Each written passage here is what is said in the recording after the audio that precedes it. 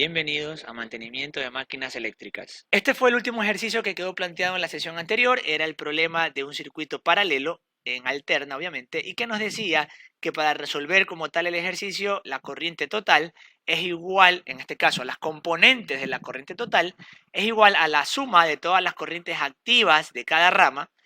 Y la corriente reactiva total también es la suma de todas las corrientes reactivas de cada rama. En este caso, como solo hay dos ramas en el paralelo, y entiéndase rama como un brazo del paralelo, como solo hay dos ramas, tendremos dos corrientes activas y dos corrientes reactivas. Si fuera un paralelo de tres cargas, tendríamos la suma de tres cargas activas y de tres cargas reactivas.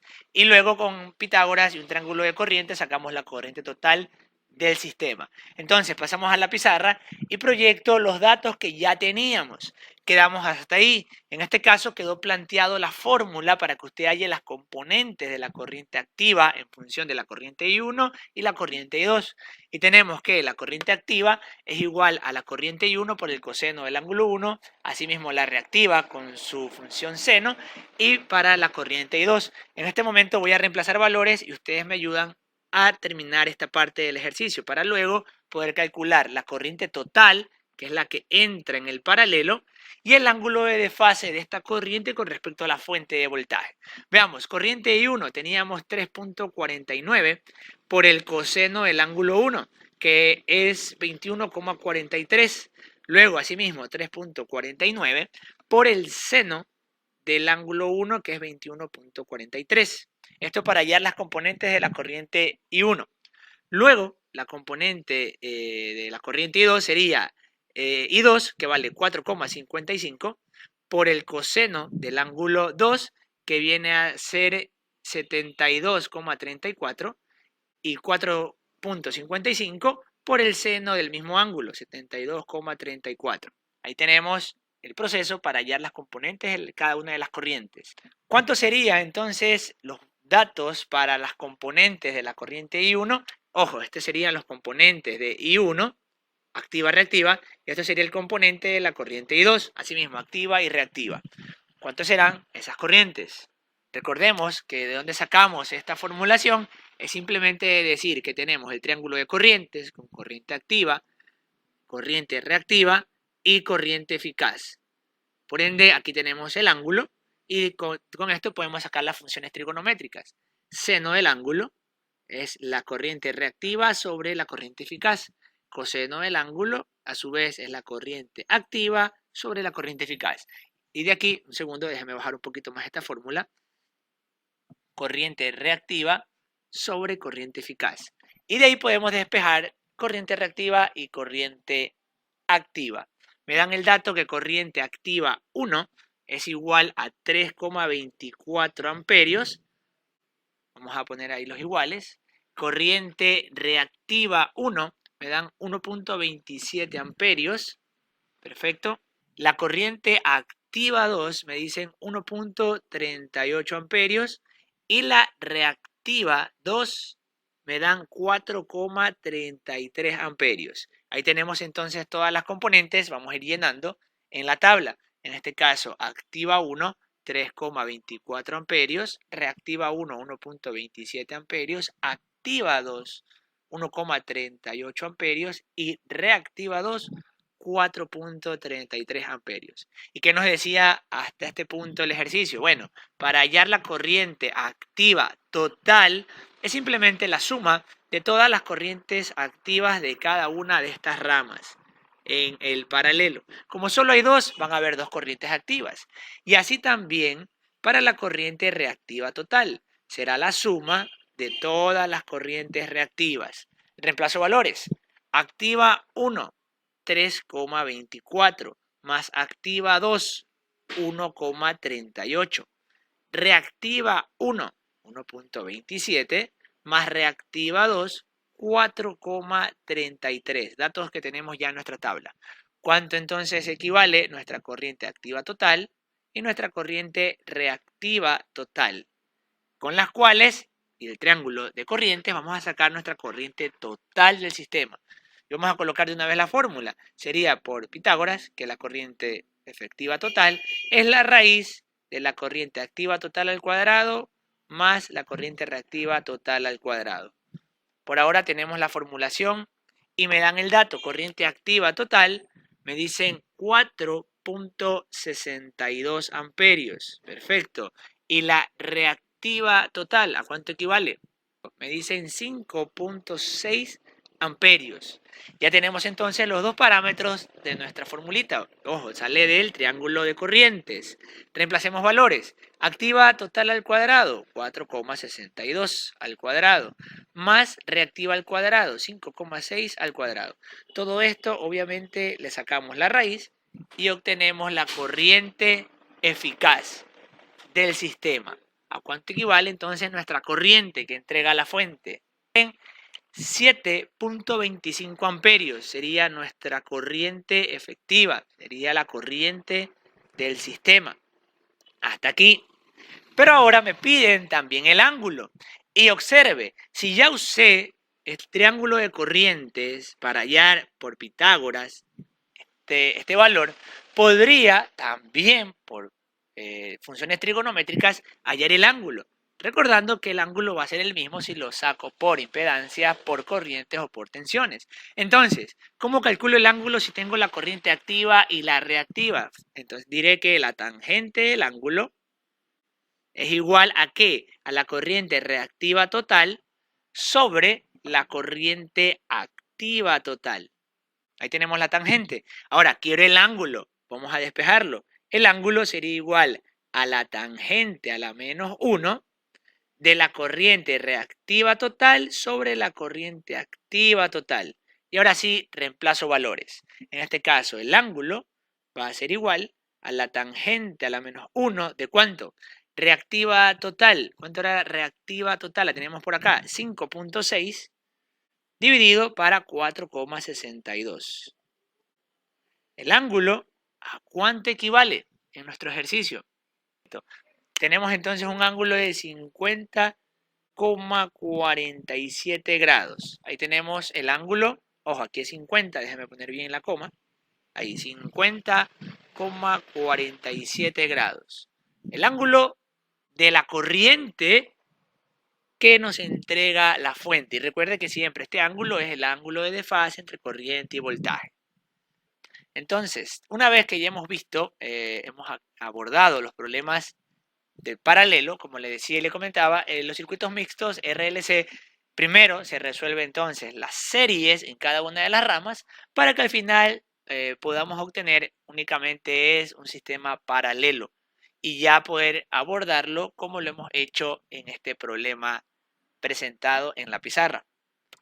Ahora entramos ya en lo que es circuitos resonantes y como tal el cálculo previo o el cálculo que involucran a estos circuitos es el mismo que hemos venido empleando.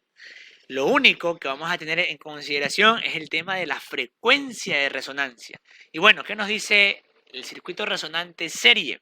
Un circuito de resistencia R, autoinducción L y capacidad C en serie, ojo, resonancia en serie primero, conectado a una tensión alterna senoidal de valor eficaz V y frecuencia F, están en resonancia cuando la corriente alterna que lo recorre está en fase con la tensión aplicada.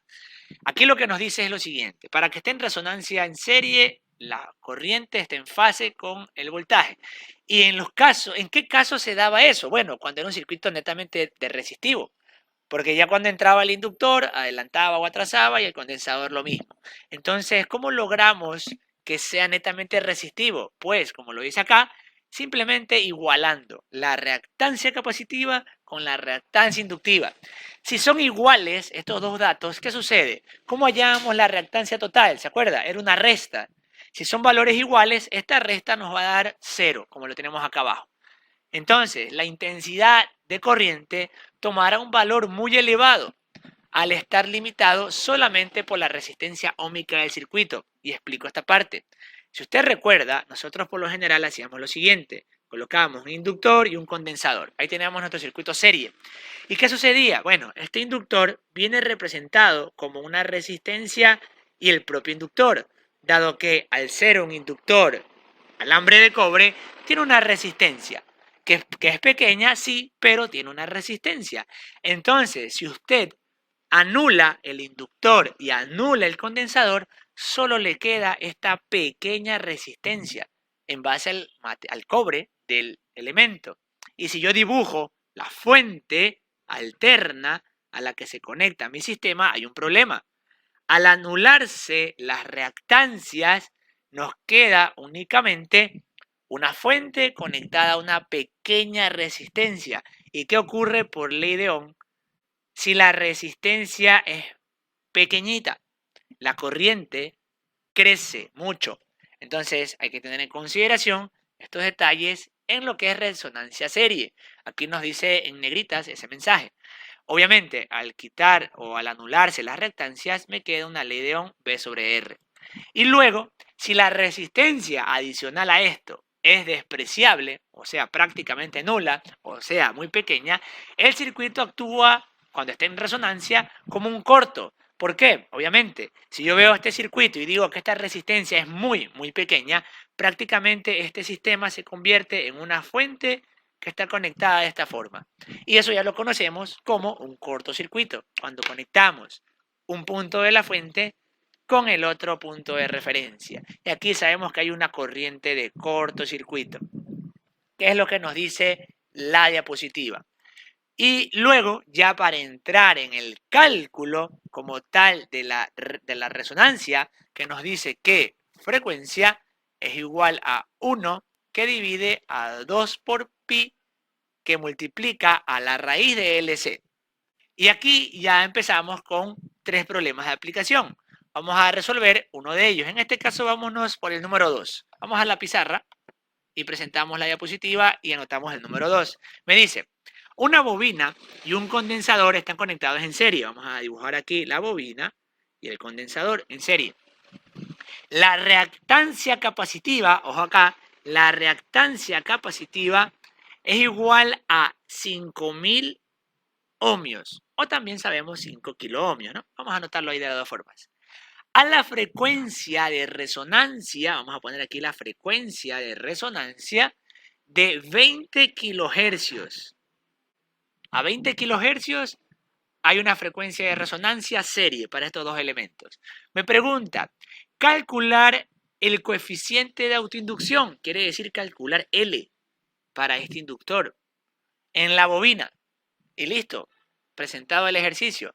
¿Qué hacemos? Bueno, primero, recordemos la fórmula.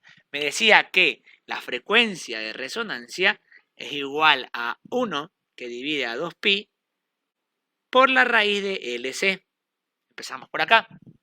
En este caso nos pide L y no tenemos entre comillas C, pero hay un dato que sí nos da, que es la reactancia capacitiva. Y si recordamos, ¿a qué era igual la reactancia capacitiva? Era igual a 1 que divide a 2 por pi por la frecuencia por la capacidad. Y si yo leo el problema, sí me da la frecuencia a la cual se está dando la resonancia de los elementos, que es 20 kilohercios. Entonces, de aquí yo puedo sacar mi capacidad. ¿Por qué? Porque tengo reactancia capacitiva, 2pi es una constante, y tengo la frecuencia de 20 kilohercios. Entonces, de aquí vamos a despejar capacidad. ¿Cómo despejamos capacidad? Bueno, primero, la capacidad está dividiendo, la voy a pasar a multiplicar. Y luego, esta reactancia capacitiva que está multiplicando, la voy a pasar a dividir. Voy a hacerlo en un solo paso. La capacidad va a ser igual a 1, que divide a 2 por pi, por frecuencia por reactancia capacitiva. Y ahora sí puedo sacar la capacidad. ¿Y a qué sería igual esa capacidad? Reemplazo valores. 1 que divide a 2pi, ojo, frecuencia y toda unidad en la medida central.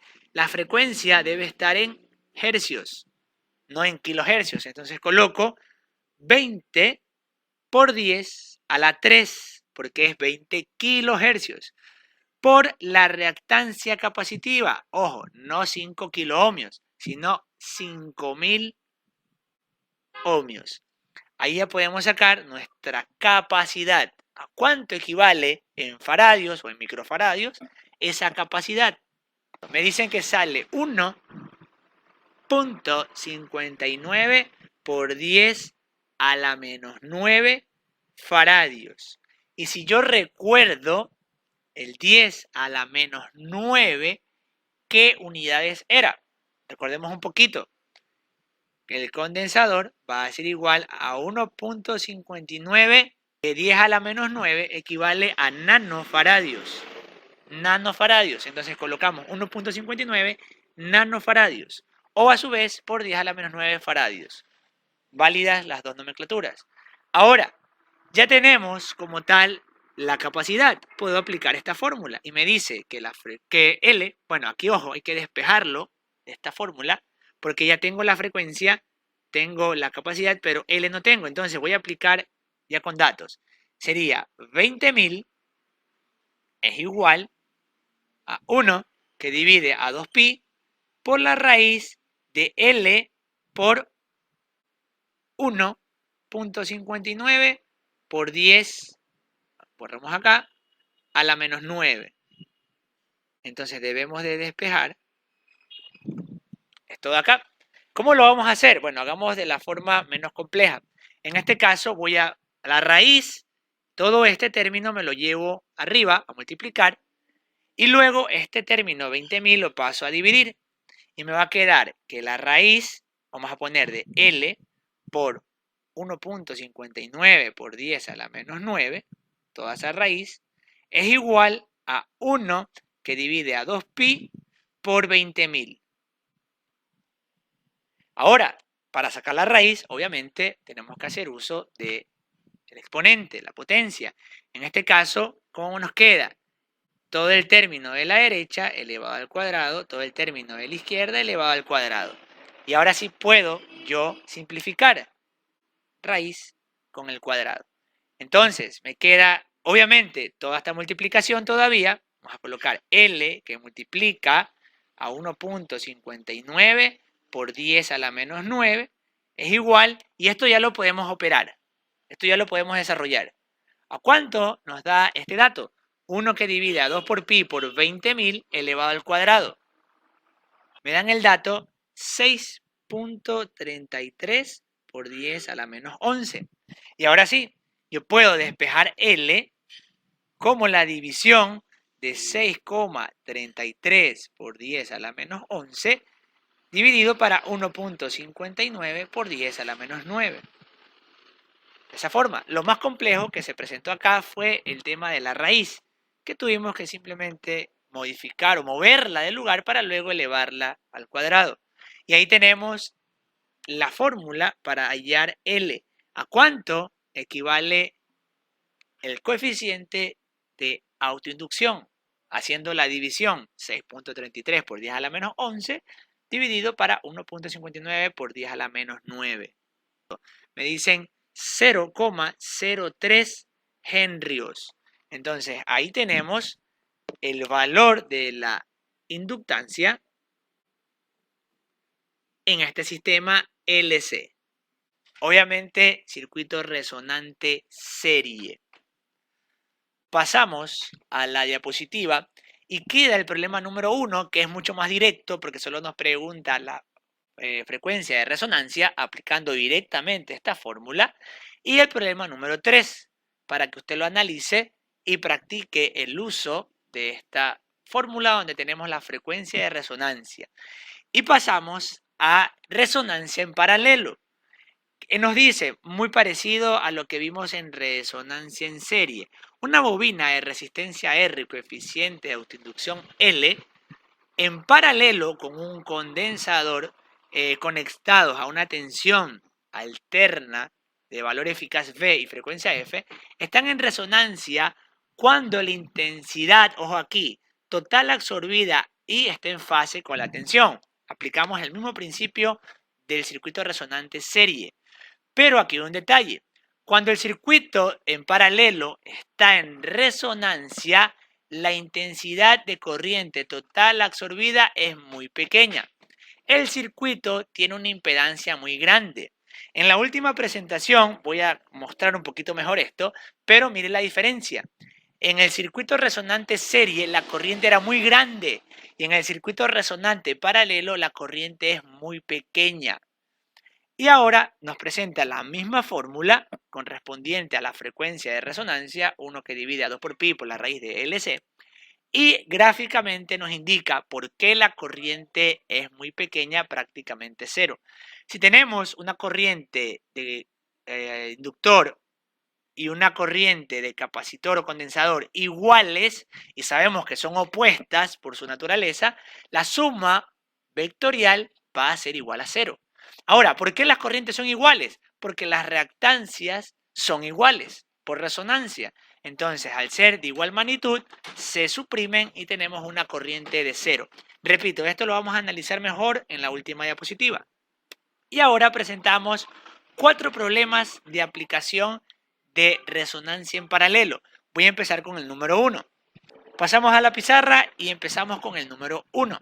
Nos dice lo siguiente: una bobina de resistencia despreciable, quiere decir que resistencia cero, y coeficiente de autoinducción 0,4 henrios, está conectado en paralelo a un condensador de capacidad 10 microfaradios. Sabemos que es un sistema condensador inductor en paralelo. Nos pide, obviamente, calcular la frecuencia de resonancia del sistema. Para esto puedo yo aplicar de forma directa la fórmula que me decía que la frecuencia de resonancia es igual a 1 que divide a 2pi por la raíz de LC. Quitamos la diapositiva y operamos. En este caso ya tengo todos los datos, tengo L y tengo C, puedo hallar la frecuencia de resonancia y va a ser igual a 1 que divide a 2pi por la raíz, importante, recuerde, las unidades siempre centrales, 0,4 henrios por 10 microfaradios, pero expresados en faradios, 10 por 10 a la menos 6. ¿A cuánto equivale esta frecuencia de resonancia en este sistema LC? Perfecto, me dan el dato, 79,57 hercios. Simplemente consiste en aplicar la fórmula y tenemos la frecuencia a la cual este sistema entra en resonancia. Y como vimos en el paralelo, la corriente se hace cero o tiende a cero, porque se dice que hay una impedancia muy grande, infinita. Esto, repito, lo veremos más en detalle en la última presentación. Se presentan los otros problemas para irlos analizando. En la próxima sesión entraremos a resolver el problema número 3. Hasta aquí el video de la sesión. Muchas gracias.